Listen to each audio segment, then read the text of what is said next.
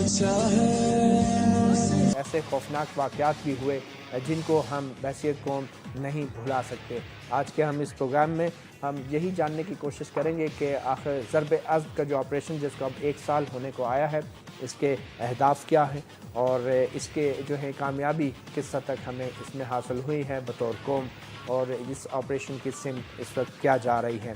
मुख्तसर कुछ हक़ाइक़ आपको बताते चलें। फ़ौज के तर्जमान की तरफ से जो बुनियादी हक़ाइक़ सामने आए हैं उनके मुताबिक 2763 दहशतगर्द जो है ज़रब अज़्म ऑपरेशन के दौरान वो हलाक हुए और 837 खुफिया ठिकाने उनके तबाह किए गए। 253 टन बारूदी मवाद बरामद हुआ। 347 फ़ौजी अफसरान जो है वो शहीद हुए।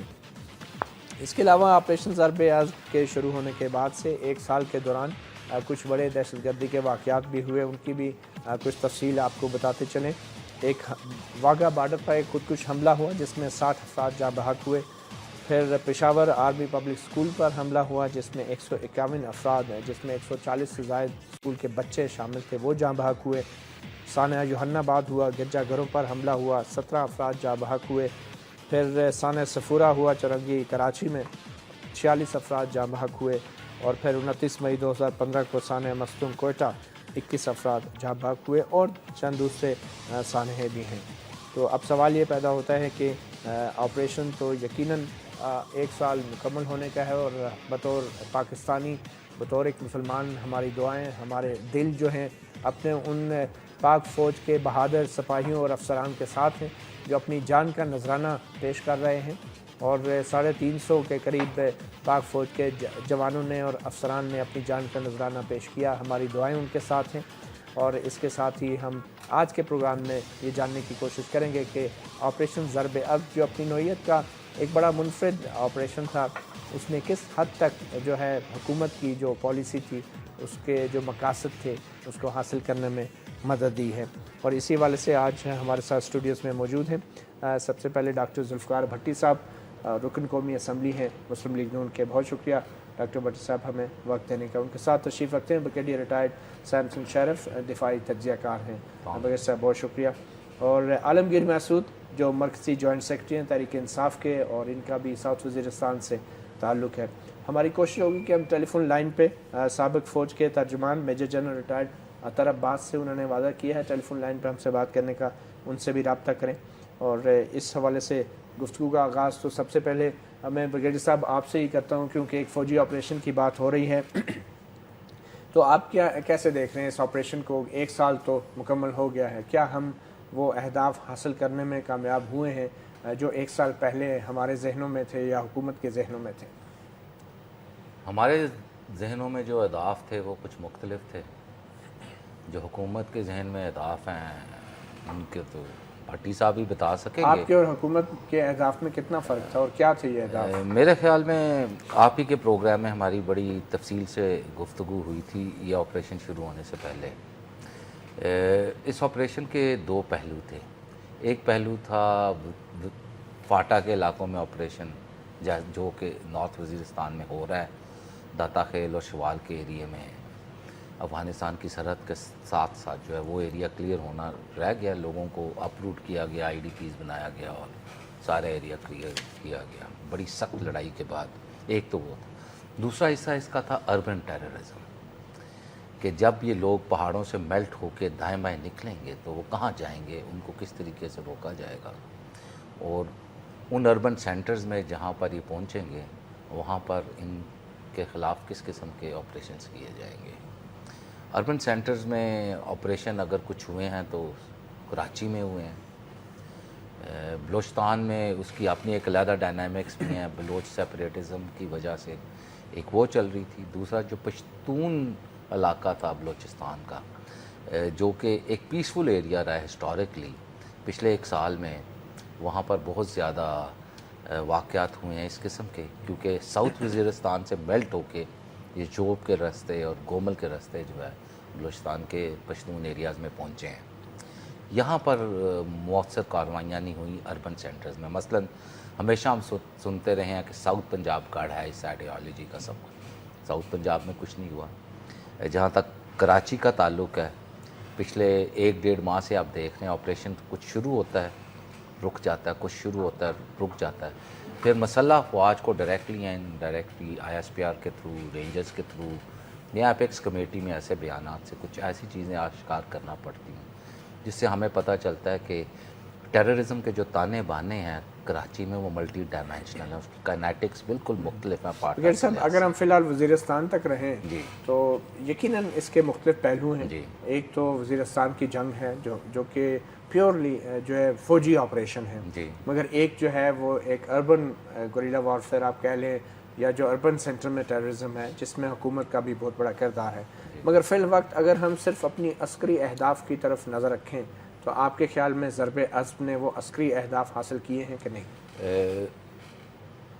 اہداف حاصل کیے ہیں عسکری، لیکن عسکری اہداف ہی کا ایک حصہ تھا کہ لوگوں کو ڈسپلیس کیا جائے، اس کے بعد اس علاقے کی ریکنسٹرکشن کی جائے اور ان کو دوبارہ آباد کیا جائے. جب یہ آپریشن شروع ہوا تو پرومس کیا گیا تھا 50 بلین روپے سے زیادہ IDPs کے لیے مخصوص کیا جائے گا، اس ایریے کو ری ڈیولپ کیا جائے گا. وار زون بنی ہے، تباہ ہوئی ہے، بلڈنگز گر گئی ہیں، نئے سرے سے تعمیر ہوگی، اس پیسے کا فقدان رہا. چلیں یہ IDPs کی بھی ہوگی. میں اگر آپ سے ڈائریکٹ ایک سوال کروں، کیا ہم نے دہشت گردوں کی کمر توڑ دی ہے، تحریک طالبان کی کمر توڑ دی ہے، القاعدہ کا صفایا کر دیا ہے؟ جی وہ آپ نے خود شروع میں کہہ دیا تھا کہ اس کے اثرات نظر آ رہے ہیں پورے پاکستان میں. کمر ان کی ٹوٹ چکی ہے. اب ان کا جو کلا کما کرنا ہے نا وہ اربن سینٹرز میں ہوگا تو مکمل ہوگا، اگر نہیں ہوگا تو یہ چھپ جائیں گے لیکن یہ جو اور واقعات ہو پھر رہے ہیں یہ ابھی بھی دوبارہ ان ان علاقوں میں چلے جائیں گے. یہ بات آپ کی صحیح ہے کہ اربن سینٹر کا بھی کردار ہے جس کے اوپر آپ حکومت کے جی. جو نمائندے ہیں ان سے بھی بات کریں گے. مگر عسکری اہداف آپ سمجھتے ہیں کہ وہ 100% حاصل ہو چکے نہیں، ہیں؟ 100% حاصل نہیں ہوئے. کتنا آپ سمجھ لیں 80% فوجی نقطۂ نظر، لڑائی کے نقطۂ نظر سے ٹھیک ہے 80% اہداف حاصل ہو گئے 80% ہیں. اہداف. لیکن ایک چیز یاد رکھیے کہ یہ دنیا کی اس وقت سب سے بڑی جنگ ہے نون ہسٹری میں. اس سے پہلے بڑی جنگ جو ٹیررزم کے خلاف ہوئی تھی ملیشیا میں ہوئی تھی، جنگل وار ان ملیشیا، اور اس کی کوئی central national counter terrorism policy نہیں ہے.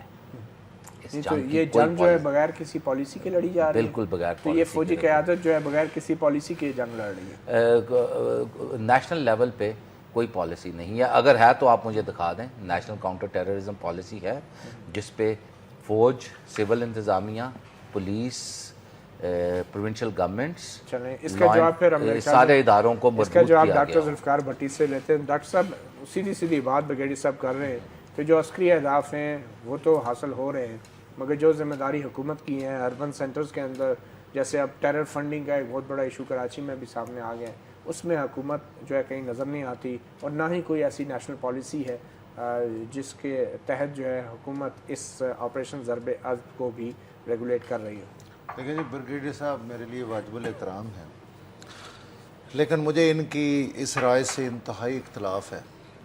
آپ دیکھیں جی کہ کوئی بھی جنگ جو ہے، چلو شکر ہے بریگیڈیئر صاحب نے یہ مانا ہے کہ یہ بہت بڑی جنگ تھی. اگر یہ بہت بڑی جنگ تھی تو آپ یہ دیکھ لیں کہ یہ ایک ضرب عزم ہے جس پہ انہوں نے کمٹ کیا ہے، ایک نیشنل ایکشن پلان ہے. نیشنل ایکشن پلان بھی کا ایک حصہ ہے ضرب عزم، اور نیشنل ایکشن پلان میں کتنا واضح طور پہ حکومت نے، آپ دیکھیں کہ کتنے مختلف جماعتوں کے اپنے نقطہ نظر تھے، عوام میں اپنے نقطہ نظر تھے، اور بہت سے مکتبہ فکر اپنی بولی بول رہا تھا. یہ حکومت کی کیا کارکردگی یا حکومت کی یہ اچھی بات نہیں ہے کہ اس کو APC میں بلایا، تمام لوگوں کو اکٹھا کیا. تمام تو باتیں ہوگی نا، مجھے یہ بتائیں کہ نیشنل ایکشن پلان بھی بن گیا، ڈاکومنٹ بھی آ گیا، اس پہ عمل کیا ہوا؟ دیکھیں ان کو اختلاف ہے کہ اربن ایریے میں کچھ نہیں. یہ ان کو اختلاف کی بات نہیں ہے، یہ بنیادی سوال ہے کہ نیشنل ایکشن پلان کاغذوں میں تو ابھی بھی پڑا ہوا ہے کئی الماریوں میں، لیکن اس پہ عمل کتنا ہو رہا ہے؟ کیوں جی عمل کیوں نہیں ہو رہا؟ آپ بتائیں کہ مثال میں کاؤنٹر ٹیررزم اتھارٹی ایک بننی تھی، وہ کدھر ہے آپ کی؟ میں بتاتا ہوں. آپ دیکھیں آپ کراچی کی ایک مثال لیں، سب سے بڑا گڑھ کراچی تھا اربن ٹیررزم. تو آپ نے رینجز لگا دیے. فی الحال ذرا اس پہ آ جائے نا، نیشنل ایکشن پلان پہ ایک کاؤنٹر ٹیررزم اتھارٹی جو بہت بڑا ایک ادارہ تھا، वो बननी थी, उसका क्या हुआ? देखिए, अब जितना भी ऑपरेशन हो रहा है इसमें बड़ा एक वाज़ेह सा अस्करी और आपकी पॉलिटिकल लीडरशिप इकट्ठी है, और इस पे जो कराची का अभी अब मैं एक थोड़ी सी बात चलो एक छोटी सी मुझे ब्रेक थोड़ी सी बात एक ब्रेक का टाइम आ गया, इतने में आप सोच भी लें। वक्फे के बाद सवाल यही है कि अस्करी अहदाफ तो शायद हासिल हो रहे हैं, गजी साहब का ये दावा है, तो डॉक्टर भट्टी साहब जो हैं हम इनसे मालूम करने की कोशिश करें कि हुकूमत इस हवाले से अर्बन सेंटर्स में जो जिम्मेदारियाँ किस हद तक पूरी कर रही है। एक ब्रेक के बाद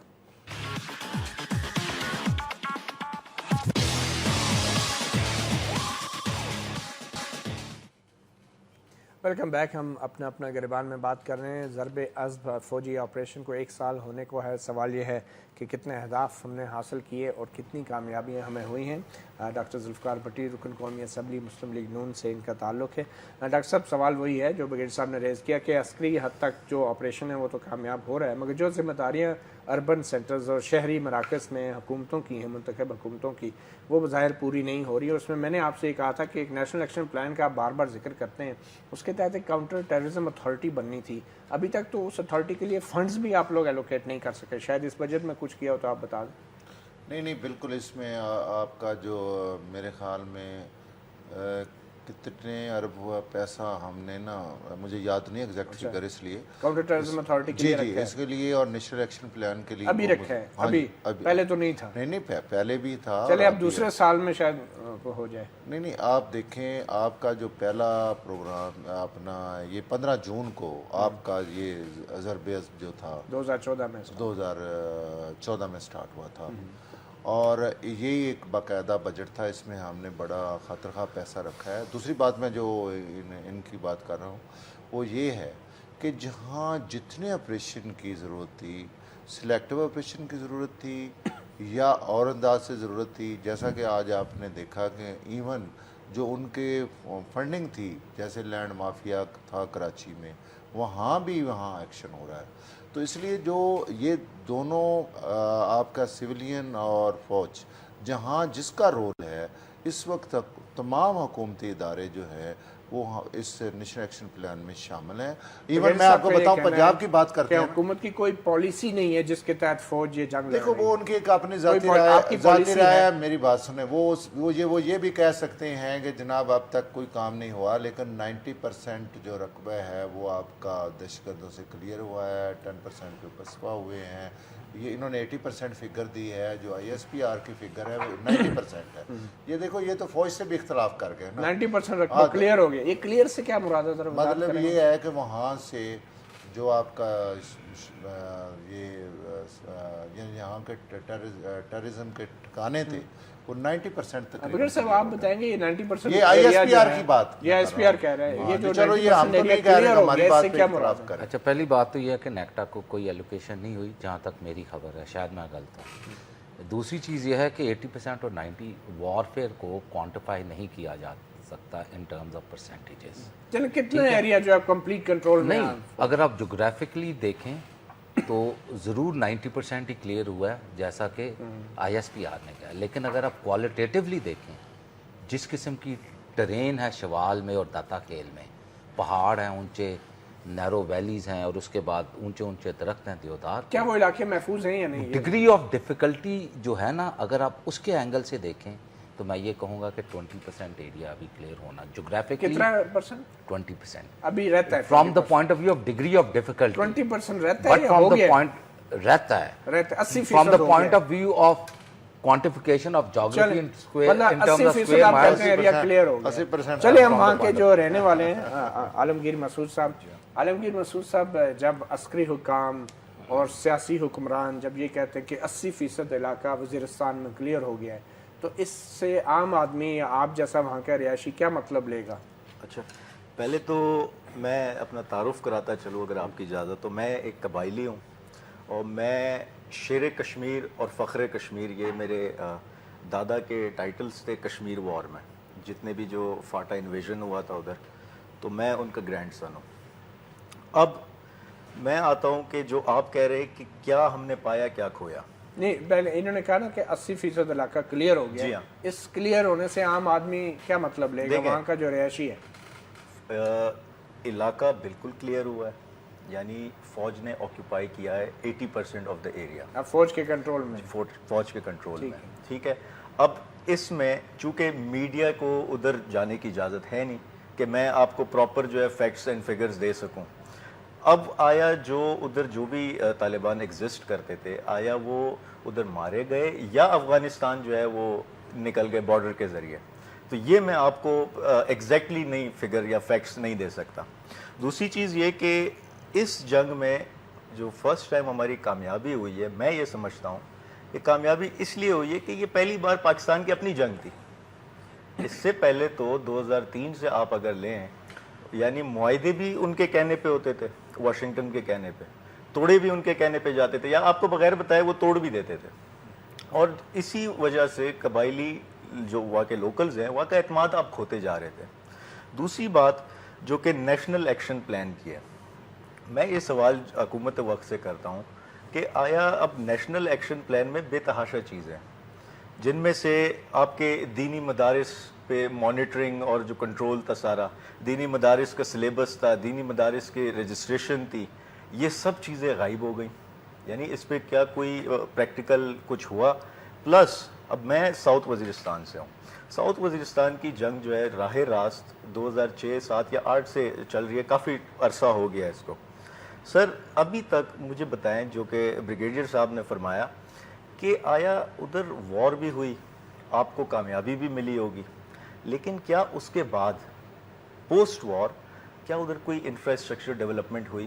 کیا ایجوکیشن میں کوئی کام کیا ہوا؟ لوگ واپس گئے؟ کیا لوگ واپس آئے؟ آپ تو یہ ساؤتھ وزیرستان ساؤتھ وزیرستان، آپ تو ضرب عضب کا کہہ رہے ہیں نا، میں ساؤتھ وزیرستان کا کہتا ہوں. 10 سال ہو گئے. میں سر آپ کو فرماؤں، یو این سی آر نے 2013 میں کوئی 42,000 سم تھنگ لوگوں کو رجسٹریشن کروائی، جن میں سے کوئی 26,000 سم تھنگ نادرا نے ویریفائی کیا. یہ کس لیے کیے؟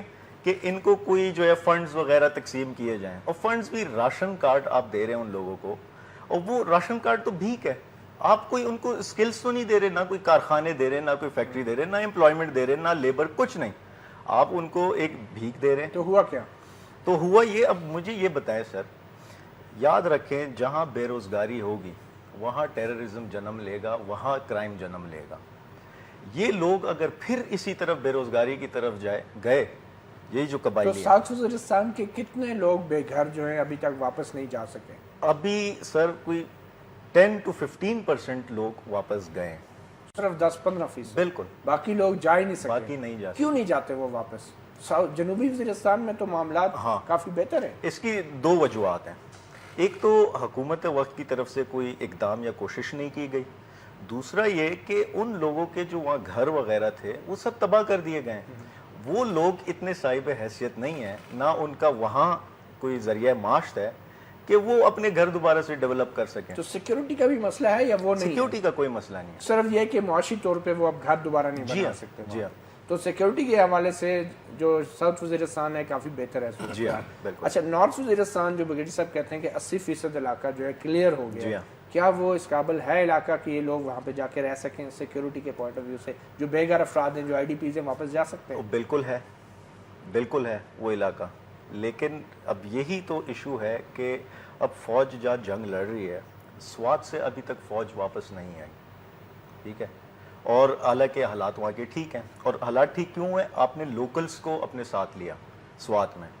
یہاں آپ نے لوکلز کو باہر کیا اور آپ جنگ لڑ رہے ہیں. وہ لوکلز بیچارے باہر تکلیفوں میں، ادھر ٹینٹوں میں بے پردہ، جو ہے ہمارے گھر کی خواتین جو ہیں وہ بے پردہ ہوئی ہوئی ہیں ادھر. اور پھر دوسری جانب میں خود اس معاملے میں گورنر کے پی کے سے ہمارا ڈیلیگیشن ملا، اور ہم نے ان سے یہی سارے نکات پہ ان سے بات کی، اپنی ڈیمانڈز رکھی سامنے. وہ ہم سے کہتے ہیں کہ اگلے 6 مہینے سے 2 سال بھی لگ سکتے ہیں آئی ڈی پیز کی واپسی میں. There is no as such plan as of now. چلیں، آپ نے گورنر کی بات کی. گورنر کا تعلق فیڈرل گورنمنٹ سے ہوتا ہے، تو ہم ڈاکٹر بھٹی صاحب سے پوچھتے ہیں، یہ ان بے گھر افراد جو آئی ڈی پیز ہیں، اگر آپ کے اتنا بڑا دعویٰ ہے جی بہت کامیاب ہیں اور 80% علاقہ کلیئر ہیں، تو پھر آپ کی وفاقی حکومت ان بے گھر افراد کو واپس ان کے گھروں میں آباد کیوں نہیں کر سر پائی؟ میں اس کا بھی جواب دیتا ہوں. میں ایک چھوٹی سی بات کروں. ابھی انہوں نے بات کی ہے کہ جو دینی مدارس تھے उन पे काम नहीं हुआ। पंजाब में जितने भी दीनी मदारस थे उनके रजिस्ट्रेशन का काम शुरू हो गया है और उसका हमने एक टारगेट रख लिया कि अभी शुरू हुआ है? नहीं जी, नहीं, पहले से स्टार्ट हो गया है। कितने हो चुके हैं? कोई फिगर बताए ना, आदाद शुमार? नहीं, वो आदाद शुमार मुझे याद तो नहीं है, लेकिन अगले 2-3 महीनों में उन सब की रजिस्ट्रेशन प्लस उनकी हमने एक किस्म की जियो मॉनिटरिंग तक उसका एक सिस्टम बना दिया है हमने उसका, कि वहाँ पे जितने बच्चे पढ़ते हैं वो इलेक्ट्रॉनिक उसकी एक फिगर,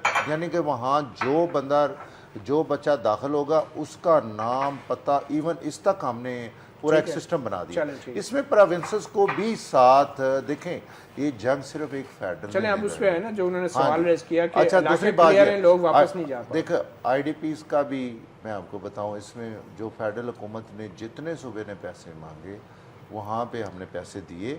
वहाँ हमारा तो आप टेंटों की बात कर रहे हैं ना, मैं उनके कबायली इलाकों में उनकी रिहेबिलिटेशन की बात कर रहा हूँ, जो वफाकी हुकूमत की जिम्मेदारी है, सूबाई हुकूमत की नहीं। देखो, जितना वफाकी हुकूमत ने इस पे काम किया, आपको पता है कि इस पे हर घर को पैसे दिए गए हैं, उनके ATM कार्ड बने हैं, उनका सारा। देखो अब लोग, मैं इस फिगर से एग्री नहीं करता कि 10 से 15% जो हैं वो लोग अभी वापस गए हैं। आपको पता है कि आपके मीडिया ने इतना दिखाया कि कितने लोग वापस गए हैं और कितना वहाँ फंडिंग। मुमकिन है कि नॉर्थ वज़ीरिस्तान में जो इलाके क्लियर कराए गए हैं, जो आप भी कह रहे हैं क्लियर हैं, और 80% सिर्फ 20% आपके मुताबिक रह गए हैं, वहाँ पे लोग वापस जाके आबाद भी हों और अपनी नॉर्मल ज़िंदगी शुरू करें। मेरे ख्याल में किसी भी जंग और फौजी ऑपरेशन की कामयाबी का तो वाहिद मयार यही होना चाहिए। मसला इधर है कि इनकी रिहेबिलिटेशन के लिए, इनके राशन कार्ड और ATM कार्ड के लिए रिहेबिलिटेशन के लिए उस वक्त फिगर था 54। मुझे कहा जाए छोटी सी ब्रेक ले लें, ब्रेक के बाद हम वापस आएंगे। सवाल यही है कि आखिर ज़रब-ए-अज़्ब ऑपरेशन अगर कामयाब है और हुकूमत की पॉलिसियाँ, तो फिर ये लाखों अफराद जो IDPs हैं ये वापस उन इलाकों में जाके दोबारा आबाद क्यों नहीं हो सकते? एक वक्फे के बाद।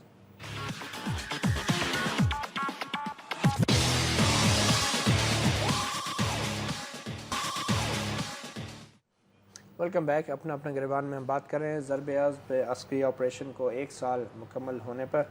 बगैर सामन यही सवाल है मैं कि जो बात कर रहा क्यों अमन भी अगर है तो फिर मैं जो बात कर रहा था वो ये थी कि पिछले साल दरकार थे 54 बिलियन रुपीस इमीडिएटली,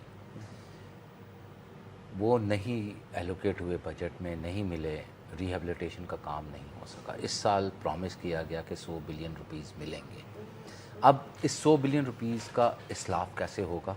क्योंकि जैसे इन्होंने स्वाद की बात की, जो सिविलियन कैपेसिटी बिल्डिंग है वो इसके साथ साथ होनी चाहिए थी। जो भी आपने निज़ाम वहाँ लेके आना है, पॉलिटिकल एजेंट का, जैसे भी सिविल एडमिनिस्ट्रेशन जिसने ये पैसा एक्सपेंड करना है, उसकी तो कैपेसिटी वहाँ पे होनी चाहिए ना, वो वहाँ पे नहीं है। ये उसकी वजह क्या है? उसकी वजह ये है कि they are not interested in building the capacity, और वहाँ पे कोई सिविलियन ऑपरेट ही नहीं कर सकता। जो पॉलिटिकल एजेंट का निज़ाम था वो एक करप्ट तरीन निज़ाम था। आपको पता पॉलिटिकल एजेंट्स किस तरह उनकी अपॉइंटमेंट्स बिकती थी। अब एक निज़ाम लेके आना है, इसकी तरफ अभी तक कोई तवज्जो नहीं दी गई। और मैं कबायली इलाकों में इर्द गिर्द जाता रहा हूँ, जनरल कादर बलोच जो इंचार्ज हैं वो भी हमें मिलते रहे हैं, मारवी मेमन साहबा भी मिली हैं। एक इंटरेस्टिंग चीज़ मैं आपको बताऊँ, इस दफ़ा ये ऑपरेशन कैसे मुमकिन हुआ।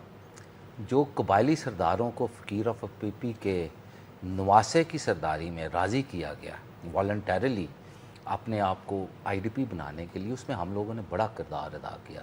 जिनके पुराने लिंक्स थे वहाँ पर, जो मलकों को जानते थे। और जहाँ तक नॉर्थ वज़ीरिस्तान का ताल्लुक़ है, उसमें रज़मक में रिहेबिलिटेशन हो चुकी है, रज़मक में डेवलपमेंट का काम भी हो रहा है, वहाँ पे सोरिश भी नहीं है और बहुत तेज़ी के साथ वहाँ पर काम हो रहा है रज़मक के इलाके में। आपको मालूम है एक अल्टरनेट सड़क भी बनाई गई है, वो भी हो रहा है। लेकिन जो बाकी इलाके हैं वहाँ पर पेशरफ नहीं हो सकी अभी तक। तो रज़मक में ये जो काम हो रहा है ये कौन करवा रहा है? ये आर्मी के अंडर ज़ाहिर है फ़ौज ही करवा रही है। मेरा अपना ख्याल ये है कि अगर इन्होंने फास्ट ट्रैक डेवलपमेंट करनी है तो फ़ौज के हवाले करना पड़ेगा, using the clause of in aid of civil power, role of military national development, मतलब इकोनॉमिक डेवलपमेंट एंड रिकंस्ट्रक्शन भी फौज के जरिए करवाएंगे। हाँ, फौज से क्या क्या करवाएंगे? कानून नाफिज कराने के लिए ये आपके जो रिकंस्ट्रक्शन के लिए आपके जो सिविल वाले महकमे जंग भी फौज लड़ रही है। देखें जी, सिविल फिर आप कहते हैं सिविलियन इदारे काम नहीं करते हैं? सिविलियन इदारों में जो PC1 बनने का निज़ाम है, जो कमिश्नरों का निज़ाम है, जितना भी है, यानी हम कारोबार भी करते हैं, बिजनेस भी करते हैं, हमें पता है प्राइवेट सेक्टर में जब जाते हैं कितना मार्जिन का फ़र्क और उनको हम पकड़ भी लेते हैं अगर कोई मसला हो। वो बहुत ज़्यादा पैसे का ज़िया हो जाता है। अगर फोकस्ड डेवलपमेंट करनी है, कम से कम पैसे में बेहतर से बेहतर, तो दे शुड एम्प्लॉय आर्मी और दुनिया भर में अफवाज। चलें, ये तो एक अलग बहस छिड़ जाएगी। दूसरी चीज़ है साउथ वज़ीरिस्तान की। साउथ वज़ीरिस्तान में रिकन्स्ट्रक्शन और रिहेबिलिटेशन के लिए अभी तक ना पिछली हुकूमत ने कोई फंड्स एलोकेट किए थे, ना इसने किए हैं। ये एक बहुत बड़ा गैप जी, मैं भट्टी साहब से जवाब लेके वापस फिर मसूद साहब को आया। जी भट्टी साहब, ये अहम एक नुकता है कि फंड्स की एलोकेशन ही नहीं है और सिविलियन अथॉरिटीज़ वो जिम्मेदारी नहीं दे रही है इलाकों को दोबारा बिल्ड करने देखिए के मेरी लिए। बात सुने, जो है अभी इस बजट में हमने IDPs के लिए भी पैसा रखा है। इस फौज का आपको पता है कितना हमने इस पे बजट बढ़ाया है। इस अपना ज़रब अज़ब के लिए तो आपका भी बजट पेश हुआ, आपको भी पता है 11% हो गया ना। हाँ जी। दूसरी बात ये है कि देखो, हम जो पैसा वहाँ खर्च हो रहा है, वहाँ ये सिर्फ ये नहीं है कि वहाँ पे सिविलियन टच है, वहाँ हमने फ़ौज को भी साथ शामिल किया है, क्योंकि हम ये चाहते थे इसमें ट्रांसपेरेंसी रहो, शफाफियत हो, इसीलिए ATM कार्ड, राशन कार्ड और ये सारा रजिस्ट्रेशन सिस्टम को बनाया गया। वहाँ बाकायदा घरों की रजिस्ट्रेशन की गई और एक कोशिश की गई कि एक तरीके को ट्रांसपेरेंट वे से और स्पीडी काम हो। इसलिए ये जो है लोगों को एक बैगिंग के सिस्टम में हम लेके नहीं गए।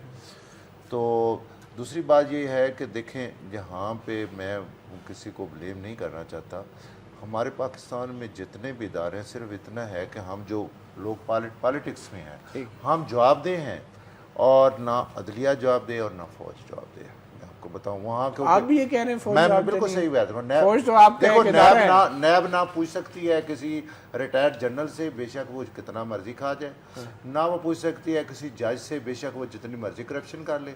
वो सिर्फ नैब भी नैब हमारे लिए ही है। नहीं, आपके ख्याल में अभी कोई ऐसी सूरत हाल है जिसमें पूछने की नहीं, अब तो जरूरत नहीं है। अच्छा, ठीक है। लेकिन जनाब, इनके जो प्रीवियस बुजुर्ग रहे हैं, चले वो क्या करते हैं, उसका नॉर्थ वज़ीरिस्तान से और नेक्टा से क्या ताल्लुक है? उससे कोई ताल्लुक नहीं, सवाल इसके कि उन्होंने ऑपरेशन बहुत लेट कर दिया था। अगर वो जल्दी कर देते मैं आपको एक चीज मती साहब बता दूं, हमारे साथ टेलीफोन लाइन पे भाई तो ठेकेदारी करते रहे, हम वापस आएंगे।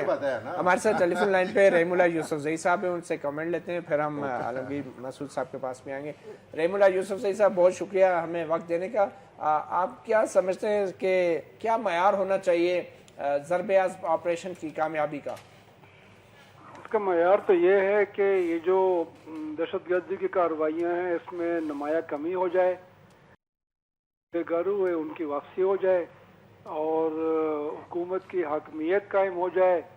ये सारे मयार हैं। और फिर जो लोग अफ़गानिस्तान चले गए हैं, भाग गए हैं, इनमें से एक तो मिलिटेंट्स हैं और एक हमारे अपने पाकिस्तानी हैं जो पहली बार इतनी बड़ी तादाद में अफ़गानिस्तान गए हैं।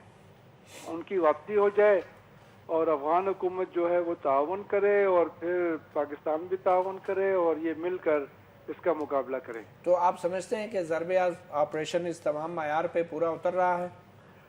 नहीं, हम तो ये नहीं कह सकते कि सारे मयार जो हैं उसके ऊपर काम हो रहा है और वो मयार जो है वो हासिल कर लिया गया है, उसकी तरफ पेशरफ जारी है। 1 साल हो गया है, इसमें ये हुआ कि जो बड़ी कामयाबी हुई तो ये एक पूरा इलाका है मीर अली का और मीरान शाह का, बोया का और दिगान का, जहाँ पे पहले मिलिटेंट्स थे, उनका कंट्रोल था, उनका कमांड और कंट्रोल सेंटर था, वो उनके हाथ से निकल गया। ये जो दहशतगर्दी की कार्रवाइयों में कमी हुई है, इसकी वजह यही है। और लेकिन अब ये है कि ये ख़त्म तो नहीं हुई है, तो अभी और भी मज़ीद इलाके हैं वहाँ पे कार्रवाई होनी बाकी है। कई इलाकों में कार्रवाई नहीं हुई। और फिर ये है कि ये जो मिलिटेंट्स हैं अफ़गानिस्तान के अलावा ये बाकी कबायली इलाकों की तरफ फरार हो गए, तो वहाँ पर भी इनका पीछा किया जा रहा है। लेकिन अभी तक इनकी कुव्वत जो है वो मुकम्मल ख़त्म नहीं हुई। इनका जानी नुकसान जो हुआ है, कैजुअलिटीज़ बहुत कम हुई हैं। मेरे ख्याल में ये लोग भाग गए, इसलिए इनकी कैजुअलिटीज़ कम हुई। तो कितना इम्कान है कि जो बेघर अफराद हैं, जो IDPs हैं, उन इलाकों में वापस जा सकें, जो कि फ़ौज के दावे के मुताबिक या ब्रिगेडियर साइमन साहब जैसे कह रहे हैं 80% इलाका जो है वो क्लियर करा लिया गया है, कितना इम्कान है कि इस क्लियर इलाके के अंदर ये लोग वापस जा सकें? देखिए, हुकूमत की जो अपनी एक प्लानिंग है उसके मुताबिक 2016 के आखिर तक सारे जो लोग बेघर हुए उनकी वापसी होगी। तो इसमें काफ़ी वक्त है। वापसी शुरू तो हो गई थी 16 मार्च को शुमाली वज़ीरिस्तान के इलाके मीर अली में, लेकिन इसकी रफ्तार बहुत सुस्त है। वहाँ जो तबाही हुई है, जो इंफ्रास्ट्रक्चर तबाह हुआ है, उसकी तामीर नौ का काम जो है वो काफ़ी सुस्त है। और हम ये सुनते हैं कि आर्मी वाले कहते हैं कि हमने अपना काम कर लिया है, जो काम हमारे ज़िम्मे था वहाँ पे रिकंस्ट्रक्शन हो गई है, लेकिन जो काम हुकूमत के ज़िम्मे था वो नहीं हो सका। तो मैं समझता हूँ कि ये जो लोग बेघर हुए, अगर उनकी सही देखभाल नहीं होती या उनकी वापसी जल्दी नहीं होती, तो जो कुछ हासिल किया गया है ज़रब अज़ब में, तो वो हाथ से निकल भी सकता है। हाथ से निकल सकता है। ये ब्रिगेडियर साहब ने एक और तजवीज़ दी है कि जो रिकंस्ट्रक्शन का काम है, वहाँ पे रीबिल्डिंग का काम है, वो भी फौज के ज़रिए करवाना चाहिए उन इलाकों में। ये किस हद तक काबिल अमल है आपके ख्याल में? जी बिल्कुल, मैं ये कहना चाह रहा हूँ कि फ़ौज तो वहाँ पे काम कर रही है, न सिर्फ शुमाली वज़ीरिस्तान बल्कि जो बाकी कबायली इलाके हैं और स्वात भी, तो उनके ज़रिए ये फ़ंड इस्तेमाल हुए। और हुकूमत का जो अपना निज़ाम है, जो पॉलिटिकल एजेंट है या डिप्टी कमिश्नर है, ज़ाहिर है आपको पता है कि वो इतना एफिशिएंट नहीं होता। तो मेरे ख्याल में ये तो मुमकिन नहीं है कि सारा काम फ़ौज ही करेगी। फ़ौज ने और भी काम करने हैं। और फिर ये है कि जितनी पब्लिक डीलिंग होगी फ़ौज की, तो शिकायत सामने आएंगी। और मेरे ख्याल में फ़ौज को हर एक काम नहीं करना चाहिए, फ़ौज को जो है महदूद पैमाने पर काम करना चाहिए। बहुत शुक्रिया रहीमुल्लाह यूसुफ़ज़ई साहब हमें वक्त देने का। जी आलमगीर साहब, ये बता दें कि अभी क्या आप देख रहे हैं, आपके लोग वापस जा सकेंगे या नहीं? अच्छा, मैं इसमें मतीउल्लाह जी साहब, जी ऐसा है कि मैं पीटीआई और नून का कोई मसला नहीं है। नहीं, ये तो यहाँ मुख्तलिफ सी कबायली और हुकूमत वक्त पे जो बिल्कुल सही। एक और कबायली वफाकी गुस्सा हुकूमत। उतारेगा तो वो ऐसे ही उतारेगा। यहाँ बात हो रही है रिहेबिलिटेशन की या वापसी जाने की। मैं एक और भी सवाल करता हूँ कि जब ये लोग आ रहे थे, इनको पंजाब में ब्लॉक किया, इनको सिंध में ब्लॉक किया, मुख्तलिफ सियासी तंजीमें MQM नेशनल पंजाब में ब्लॉक नहीं किया गया, और पंजाब से बॉर्डर पे ब्लॉक किया उनकी गया, पंजाब के registration- दरवाजे खुले थे। रजिस्ट्रेशन का इनको कहा गया वगैरह, और यानी इनके साथ सौतेले वाला सलूक हो रहा है। आज भी कराची में हमारे कबायलियों के NIC नहीं बनाए जा रहे हैं। उनसे कहा जाता है कि आप जाएं वापस अपने इलाके से बनवाएं। अब हम गुस्सा इन पे क्यों निकालते हैं? अब फौज क्या करे? फौज से एक तो आप गिला भी करते हैं कि वो आके जो है आपके पॉलिटिकल सिस्टम में आती है। अब जब वो नहीं आ रही, जब वो अपना एक्चुअल काम कर रही है, तब आप उसको कह रहे हैं कि वो ये इधर रिहेबिलिटेशन वगैरह वाला काम भी करें। यानी कि अब हम जो इनसे गिला कर रहे हैं कि यार आप पॉलिटिकल रिफॉर्म्स क्यों नहीं कर रहे अभी तक फाटा में? पॉलिटिकल रिफॉर्म्स, मैं मोटी चीज़ें आपको बताऊं कि फाटा को अपना तशख़्ख़ुस क्यों नहीं दे रहे आप उधर लोकल बॉडीज़ क्यों इंट्रोड्यूस नहीं करा रहे? मतलब बात की ये, अभी से अगर आप इसमें इंटरेस्ट, दिलचस्पी लेंगे, सीरियसनेस शो करेंगे, तो ये चीज़ें होंगी। मसला ये है कि हुकूमत वक्त, जो मैंने दीनी मदारिस का आपको जिक्र किया, ये JUI से ब्लैकमेल होते हैं। कराची का मामला आता है, MQM से ब्लैकमेल होते हैं। ये पिछली हुकूमत भी ऐसी थी, मौजूदा भी ऐसी है, कोई फर्क नहीं है। कोई फ़र्क नहीं। जी भट्टी साहब, किस से ब्लैकमेल होंगे? फिर आप कहते हैं सर, मुझे ये बड़ा अफसोस है कि आज का ही ज़रा देख लें कि आज जो ख्वाजा आसिफ साहब ने हाउस में खड़े हो के और MQM से ये बात हुई है, क्या हम ये ब्लैकमेलिंग वाली बात है? अगर हम ब्लैकमेल होते तो कराची में इस किस्म का ऑपरेशन करते। हमने बिल्कुल यहाँ पे किसी किस्म का पॉलिटिकल प्रेशर बर्दाश्त नहीं किया। हमने जो जहाँ पे कोई टेररिस्ट था, जहाँ पे कोई ख़राबी थी, वहाँ हमने अक्रॉस द बोर्ड वहाँ पे अपना काम शुरू किया और वहाँ पे हमने फ़ौज को, रेंजर्स को, पुलिस को एक खुला हाथ ये दिया। पॉलिटिकल रिफॉर्म्स के मेरे हवाले वही से मैं एक बताता हूँ ना, ये देखें, बात करना बहुत आसान है कि आप एक ब्लेम लगा लें। दूसरी बात इन्होंने कही कि हमने पंजाब में ब्लॉक किया। मुझे आप एक ऐसा वाक़या दिखा दें कि पंजाब वो में तो हमने क्लियर हो ब्लॉक गया, किया, पंजाब में नहीं पंजाब हुआ। में ऐसी बात नहीं हुई। तीसरी बात NIC की बात इन्होंने की, मैं पहले इनके सवालात के जवाब दे लूँ फिर मैं करता हूँ। तीसरी NIC की बात की, वहाँ ये नहीं मसला। ये मेरे भाई को मैं ये बताना चाहता हूँ कि बहुत सारा हमारे यहाँ भी وہاں پہ بہت سارے ایسے لوگ آ جاتے تھے وہ جو افغانی ہیں، وہ جب ہمارے لوکل کسی MNA MP سے اٹیسٹیشن کراتے ہیں یا نادرا سے، تو ان کی بیک گراؤنڈ افغانی نکلتی ہے، اس لیے وہاں تھوڑا سا احتیاط سے کام لیا جاتا ہے، اور اس لیے کہا جاتا ہے کہ دیکھیں NIC آپ کے بہت سارے فارنر نے بھی NIC لے لیا، اور اس میں وہ اگر آپ کے اٹیسٹیشن وہاں پہ ایسے ہی لبرل ہو جاتی ہے، اگر بغیر چھان بین کے ہو جاتی ہے، تو اس میں ایک پرابلم آتی ہے۔ تیسری یہاں پہ آگئی ریفارمز کی بات ریفارمز کی بات ہے، تو اس میں جو ریفارمز ہیں تو اس میں پولیٹیکل ریفارمز ہیں قبائلی علاقوں کے اندر انٹروڈیوس کرائے، لوکل باڈیز کی بات کی، بالکل ہونے چاہیے، میں اس پہ ایگری کرتا ہوں کہ ہمیں اس پہ کرنا چاہیے۔ کوئی ہو رہا ہے کام اس پہ؟ بھائی دیکھو انہوں نے جو اپنا PTI نے بل پیش کیا ہے ریفارمز کا، ہم انشاءاللہ اس کی سپورٹ کریں گے۔ یہ تو بڑی اچھی بات ہے۔ انہوں نے کوئی میرے خیال میں اب تک جو کیے ہیں بل، اس سلسلے میں وہ چلیں ڈاکٹر ذوالفقار بھٹی، بریگیڈیئر سائمن مشرف صاحب اور عالمگیر مسعود، بہت شکریہ۔ ہم نے آج کے اس پروگرام میں اس بات کو سمجھنے کی کوشش کی کہ آپریشن ضرب عضب کو 1 سال تو ہو گیا ہے، اور یقیناً دہشت گردی کی کارروائیوں میں تعداد میں تو کمی آئی ہے، مگر خدا نخواستہ جب کچھ ہوتا ہے تو نقصان پہلے سے شاید زیادہ شدید ہوتا ہے اور زیادہ ہوتا ہے۔ امید ہے کہ اس آپریشن کی حتمی کامیابی ہم دیکھیں گے جب لوگ واپس اپنے گھروں میں آباد ہوں گے، ان علاقوں میں جائیں گے، اور پاک فوج جو ہے وہاں سے اپنے آپریشنز کو کامیابی سے ختم کر کے واپس اپنے اپنے جگہوں پر پہنچ جائے گی اور اپنا بنیادی کام جو ہے وہ سر انجام دیں گی۔ یہ وقت شاید فوری تو نظر آ نہیں رہا، مگر ہماری دعا ہے کہ ہمارے پاک فوج کے جوان جو ہیں وہ کامیابیاں حاصل کریں، اور یہ کامیابی یقیناً ہماری پوری قوم کی کامیابی ہوگی، کیونکہ ضرب عضب کی کامیابی سے ہی ہمارے پاکستان کا مستقبل بھی جڑا ہوا ہے۔ اپنا گریبان سے مطیع اللہ جان کو اجازت دیجیے، اللہ حافظ۔